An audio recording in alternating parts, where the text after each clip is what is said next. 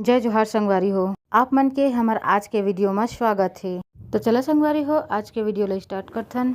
आज फाइनली हमार अंगना हा गिट्टी से पटावत हे, जेमा बरसात के पानी गिरत त भर जात रही से हमार आंगन हा, तो ओला हमन पटवात हन। आज तो आधा पटा गया हावे, थोड़ा से बचे हावे। हमार आंगन में बहुत सालों से गुलाब के फूल रही से, जेला हमन ला काटे ला पड़ गे।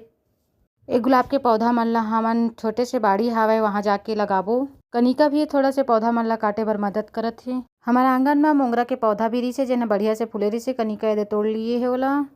ये देखो संगवारी हो, बहुत सारा गुलाब के पौधा अगर आप मन ला लगाना होही तो हमारे घर आके लेके जा सकत हो और लगा सकत हो। काहे के बरसात में भी गुलाब के पौधा बहुत अच्छा होथे। आप मन ला हमार वीडियो अच्छा लगी सोही तो लाइक शेयर सब्सक्राइब कर दे हे करा, काबर के आप मन के एक सब्सक्राइब करे से हमन का बहुत ज़्यादा सपोर्ट मिलथे। तो चलो संगवारी हो, मिलथन फिर अगले वीडियो में।